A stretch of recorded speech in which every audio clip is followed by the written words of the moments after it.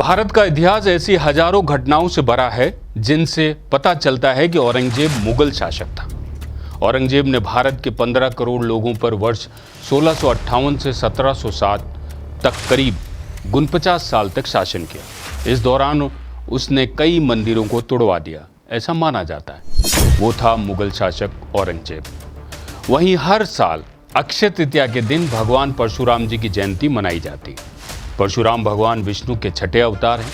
वो रेणुका और सप्तऋषि जमदग्नि के पुत्र थे। वे द्वापर युग में अंतिम समय तक जीवित रहे थे। परशुराम को हिंदू धर्म के 7 अमर लोगों में से एक माना जाता है। परशुराम ने भगवान शिव को प्रसन्न करने के लिए घोर तपस्या की थी, जिसके बाद उन्हें वरदान के रूप में एक फरसा मिला था। भगवान परशुराम शिव के भक्त थे और उन्होंने दधीचि के अस्थि से निर्मित शिव का अजगव धनुष राजा जनक को उपहार में दिया था और उस धनुष को सीता के स्वयंवर के लिए रखा गया था। स्वयंवर के दौरान श्री राम जब धनुष उठाकर प्रत्यंचा चढ़ाने लगे तो धनुष पुराना होने की वजह से तेज आवाज करते हुए टूट गए। इस गर्जना को सुनकर परशुराम दौड़े आए और धनुष के टूटने पर श्री राम पर क्रोध प्रकट किया। वो थे भगवान परशुराम।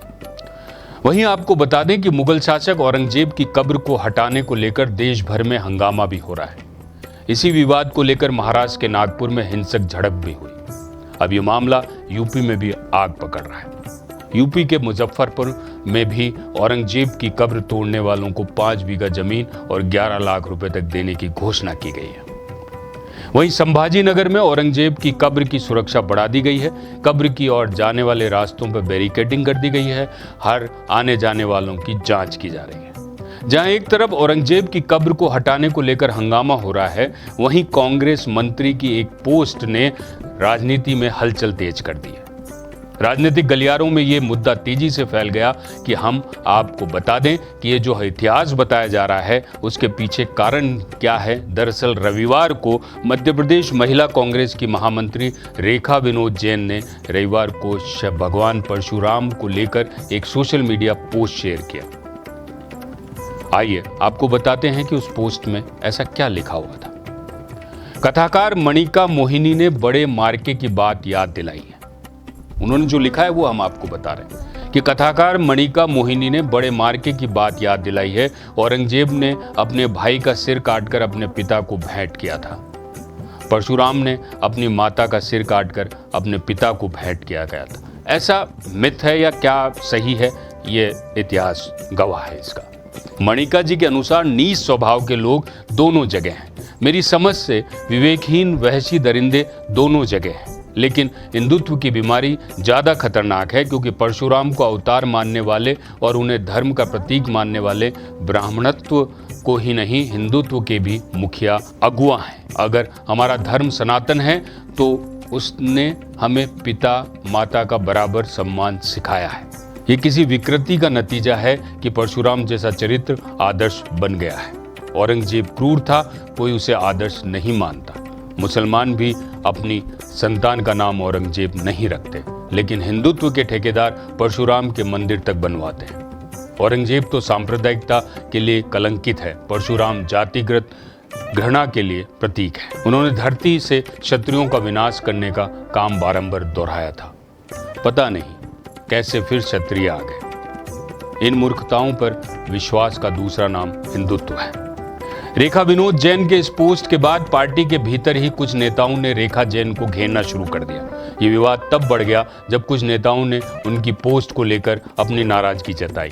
इस दौरान रेखा विनोद जैन के खिलाफ भारतीय न्याय संहिता 2023 की धारा 196, 299, 302, MIT एक्ट 2000 की धारा 66 के तहत आपराधिक मामला दर्ज कर लिया गया।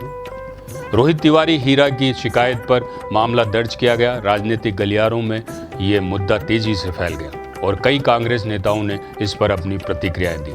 कुछ नेताओं का कहना है कि इस तरह की पोस्ट पार्टी की छवि को नुकसान पहुंचा सकती है, जबकि अन्य ने इसे व्यक्तिगत विचार व्यक्त करने का अधिकार बताया। इस घटनाक्रम ने पार्टी के भीतर असंतोष और मतभेदों को उजागर कर दिया। रेखा विनोद जैन ने इस विवाद पर अभी तक कोई बयान नहीं दिया है, लेकिन उनके समर्थकों का उनका बचाव किया और उनकी व्यक्तिगत राय बताई।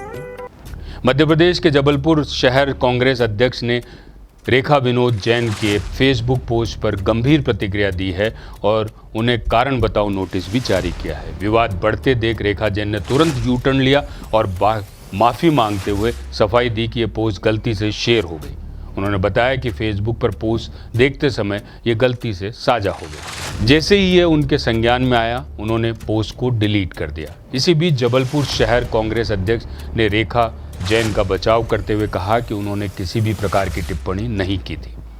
उन्होंने स्पष्ट किया कि ये एक लेखक का लेख था जिसे रेखा जैन ने केवल शेयर किया था और इसमें उनको कोई व्यक्तिगत राय नहीं थी या उनकी तरफ से कोई व्यक्तिगत राय नहीं थी। आपको बता दें कि रेखा जैन इस पोस्ट से खासकर जो उन्होंने पोस्ट की है उसमें परशुराम और औरंगजेब की तुलना की गई थी। इस पोस्ट में परशुराम के हिंदुत्व और जातिगत घृणा का प्रतीक बताया गया, जबकि औरंगजेब को क्रूर और आदर्श के तौर पर नकारा गया। वहीं इस मामले पर सौरभ शर्मा ने कहा कि नगर कांग्रेस कमेटी ने रेखा जैन को माफ़ कर दिया है। उन्होंने स्पष्ट किया कि वे केवल एक गलती थी जिसे रेखा जैन ने स्वीकार कर लिया और माफ़ी मांग ली। अब ये मामला समाप्त हो चुका है। सौरभ शर्मा ने यह भी कहा कि कांग्रेस पार्टी सभी धर्मों का सम्मान करती है, जबकि बीजेपी कांग्रेस के बीच में ये सबसे बड़ा अंतर है कि वो किस तरीके से अपने आप को स्थापित करती है। नमस्कार, देखते रहिए अपडेट इंडिया।